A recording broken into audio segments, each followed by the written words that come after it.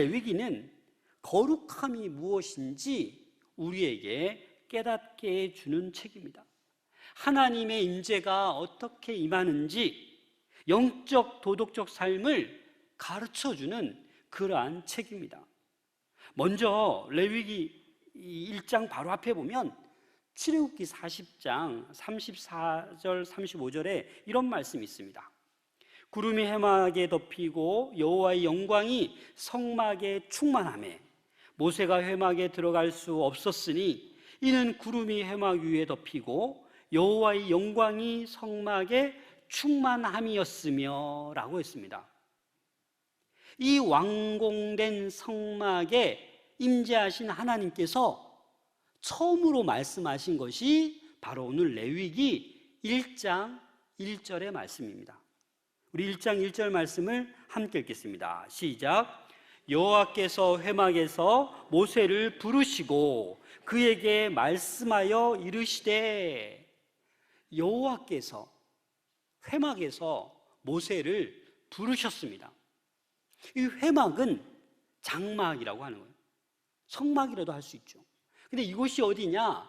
하나님께서 사람을 만나 주시는 장소가 바로 회막인 것입니다. 하나님을 만날 수 있는 장소가 바로 회막이에요.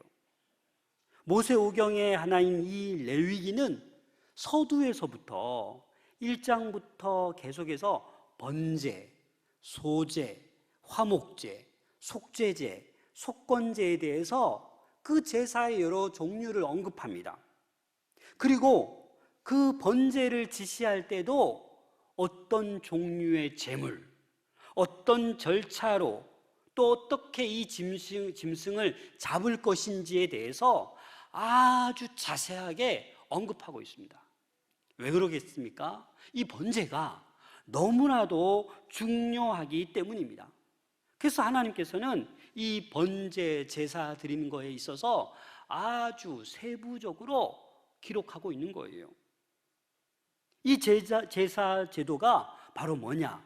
우리가 지금 드리고 있는 예배라는 거예요. 그래서 이 구약의 여러 가지 제사들을 통해서 오늘날 우리가 지금 예배 자리에 임할 때 이 구약의 제사 드리는 그 태도들을 통해서 우리가 교훈 삼아야 될, 본받아야 될 그런 것들이 참으로 많이 있습니다. 오늘 레위기의 주제는 한마디로 말하면 거룩이라고도 할 수 있어요. 왜냐하면 어떤 책을 보니까 이 레위기에 깨끗하다라는 코쉐르라는 단어가 186번이나 언급돼요. 또 거룩하다, 코데시, 이 단어는 150번이나 사용되었어요.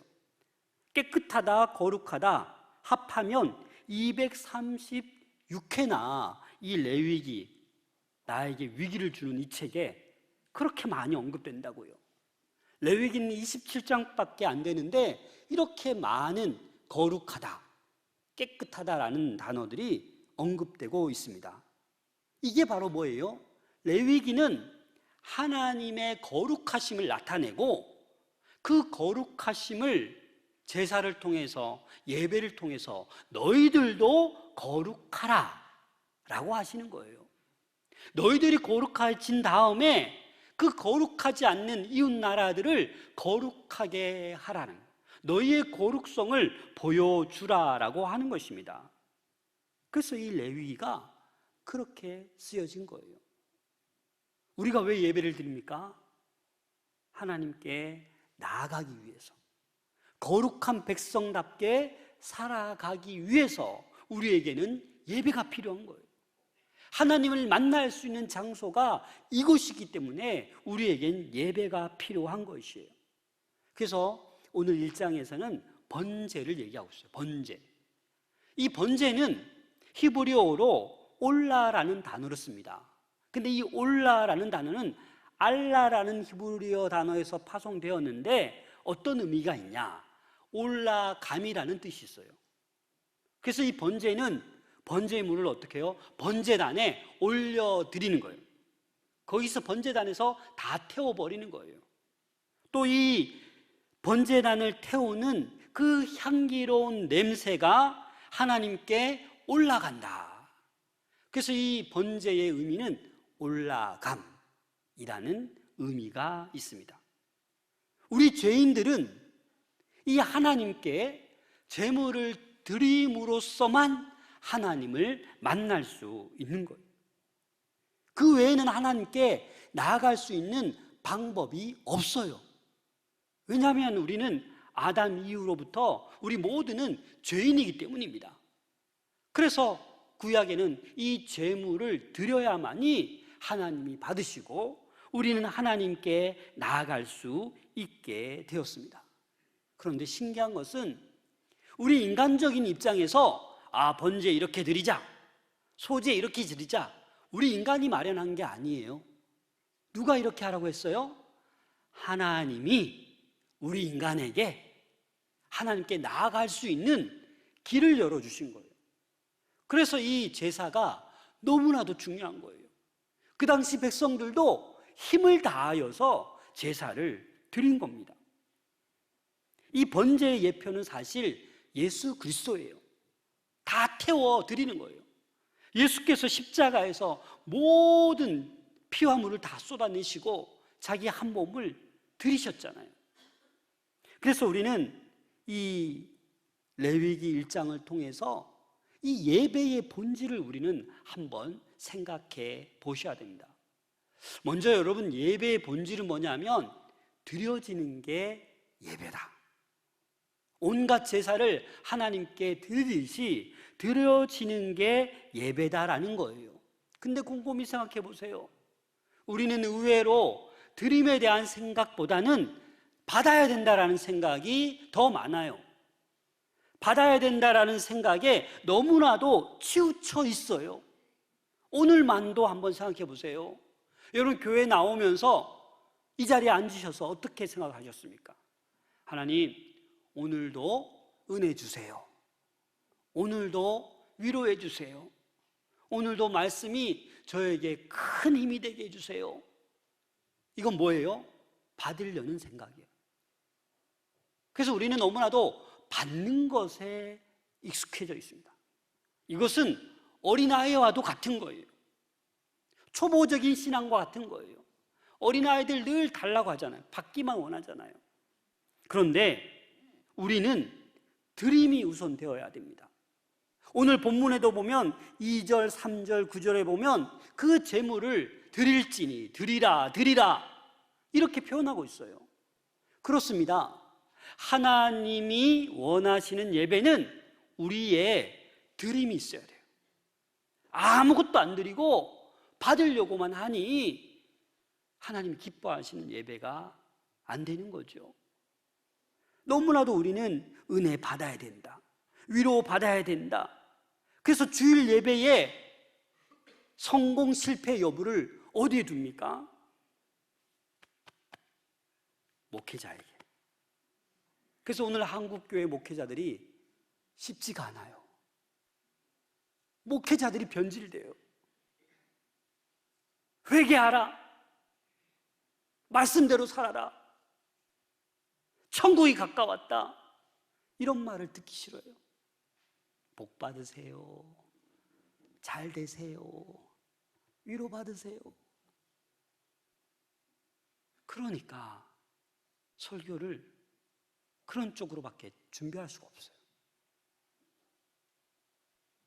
그래서 우리는 먼저 드림이 있어야 돼요. 예배의 설교 시간이 큰 비중을 차지하는 건 맞아요. 그런데 그것 때문에 내가 은혜를 받고 안 받고가 아니에요. 주보를 보세요. 예배에 얼마나 많은 순서가 있습니까? 근데 그 모든 순서가 대부분이 드려지는 거예요. 찬양을 드리죠, 기도를 드리죠, 헌금을 드리죠. 그렇잖아요. 이 드림에 대해서 우리는 최선을 다해야 합니다. 그래야 하나님 기뻐하시는 거예요. 그래서 찬양을 부르다가도 눈물이 나는 거예요. 대표 기도자가 기도하는데 내가 그냥 가슴이 뜨거운 거예요. 왜 그렇습니까? 그 예배 순서에 내가 마음과 몸을 다해 함께 드려지고 있기 때문이에요. 임마누엘이 찬양하지만 함께 찬양하는 거예요. 함께 곡조 있는 영으로 함께 찬양을 하나님께 올려드리는 거예요. 누가 안 틀리고 잘하나 보자, 이게 아니라 이 귀한 찬양을 통하여 우리 모두의 이 영의 찬양을 받아달라고, 그런 드림이 되어 있어야 되는 거예요. 그래서 오늘 본문을 가만히 보니까 몇 가지 우리 하나님께서 예배자의 원하는 태도가 있어요. 그 중에 첫 번째가 뭐냐면, 하나님은 흠없는 예배를 받으시기를 원하십니다. 3절 말씀을 같이 읽겠습니다. 3절 시작. 그 예물이 소의 번제이면 흠없는 수컷으로 회막문에서 요 앞에 기쁘게 받으시도록 드릴지니라. 어떤 것으로 드리라고요? 흠없는 수컷으로. 하나님이 원하시는 것은 제물의 종류가 아니에요. 소로 드리던, 양으로 드리던, 염소로 드리던, 비둘기로 드리던 흠이 없는 것을 원하세요. 그래서 우리는 이 흠없는 예배를 받으시길 원하시는데, 이 흠없는 소를 드린다라는 것은 정말 어찌 보면 이 정성과 마음의 문제다, 그걸 보신다라는 거예요.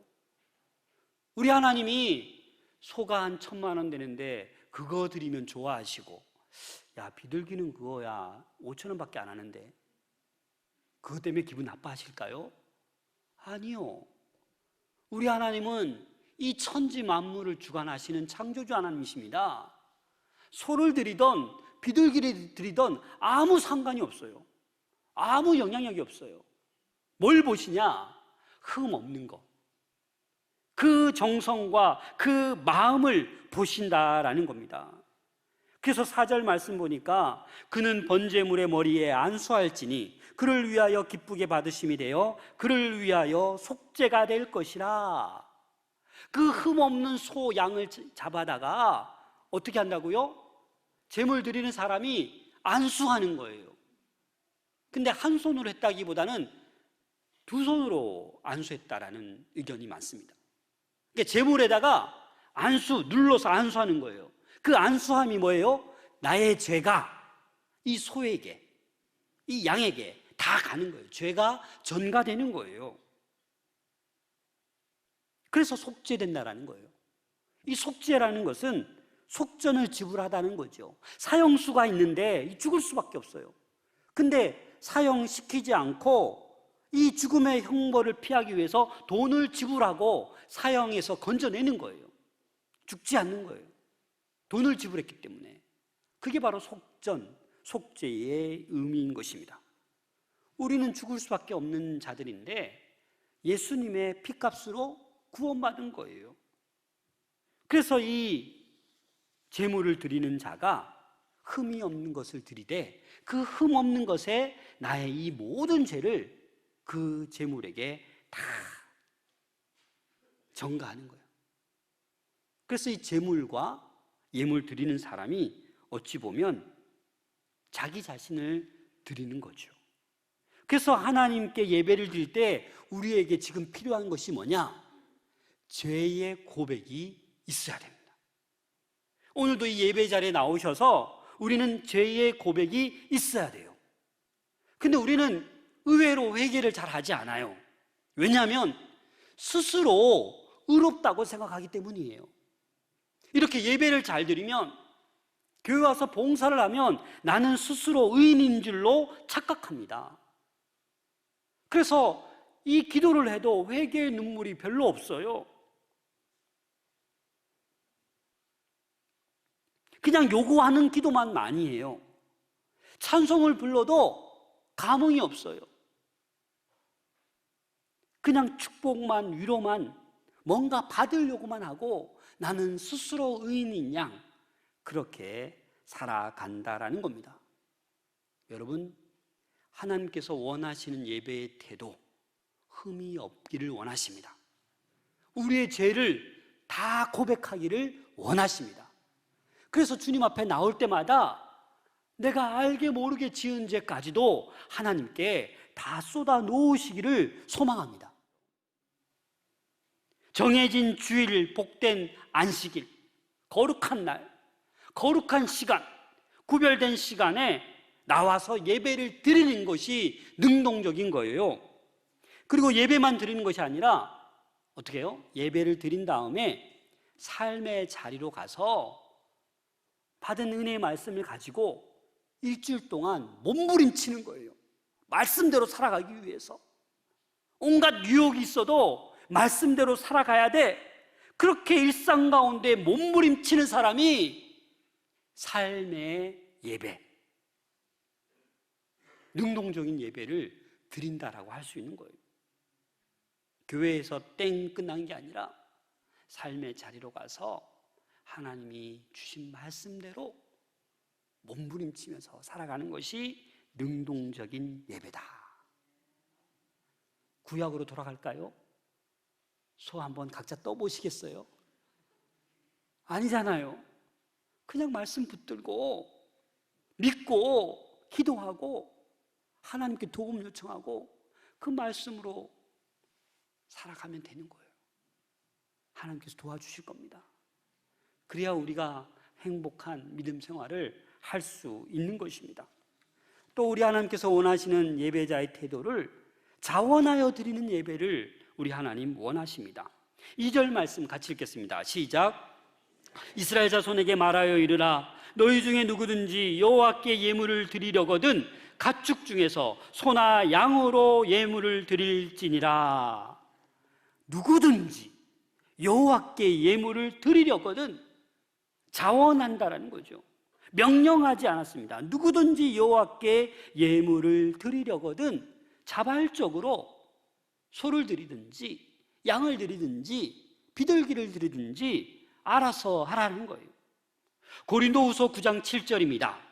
각각 그 마음에 정한 대로 할 것이요 인색함으로나 억지로 하지 말지니 하나님은 즐겨내는 자를 사랑하시느니라. 아멘. 자원해서 즐겨내는 자를 하나님 기뻐하시지 인색함으로 억지로 하는 것 원치 않는다고요. 억지로 찬양하고 억지로 예배하고 억지로 아까워서 손 바들바들 떨면서 예물 드리는 거 우리 하나님 원하지 않는다고요. 자원하여 드리는 거 원하신다고요. 그래서 10절에 보면 만일 그 예물이 가축배의 양이나 염소의 범죄이면 흠없는 수컷으로 드릴지니 14절에 만일 여호와께 드린 예물이 새의 번제이면 산비둘기나 집비둘기의 새끼로 예물을 드릴지니라고 얘기하고 있는 거예요. 그런데 여러분 이렇게 하면 안 됩니다. 누가 봐도 하나님께서 황소만큼의 은혜를 주셨어요. 그런데 집비둘기 드리는 거예요. 사람들은 모르죠. 누구는 아신다? 하나님은 아신다. 하나님은 아신다.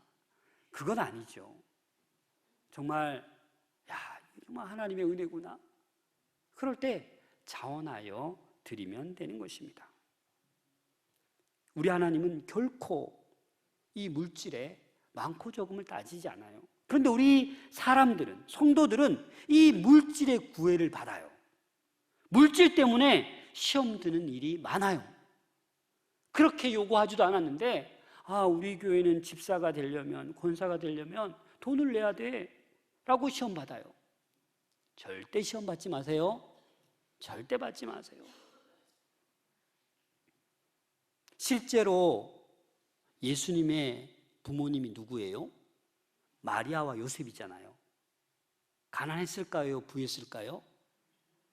네? 누가복음 2장 24절입니다. 또 주의 율법에 말씀하신 대로 산비둘기 한 쌍이나 혹은 어린 집 비둘기 둘로 제사하려 함이더라. 이 말이 뭐냐? 정결예법을 지키는데 양이 드릴 형편이 안 돼서 지금 비둘기를 드리고 있는 거예요. 레위기에 보면 이 양을 드리는데 형편이 안 되면 비둘기 드리라 했거든요. 예수님도 부모님이 부하지 않았어요. 그냥 비둘기 드린 거예요. 마가복음 12장 44절에 보면 그들은 다 풍족한 중에 넣었거니와 이 과부는 그 가난한 중에서 자기의 모든 소유 곧 생활비 전부를 넣었느니라. 아주 작은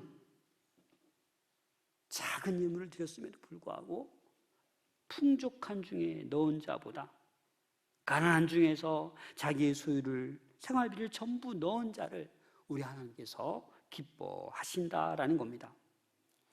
스코틀랜드 어느 교회에서 전도 집회가 있었습니다.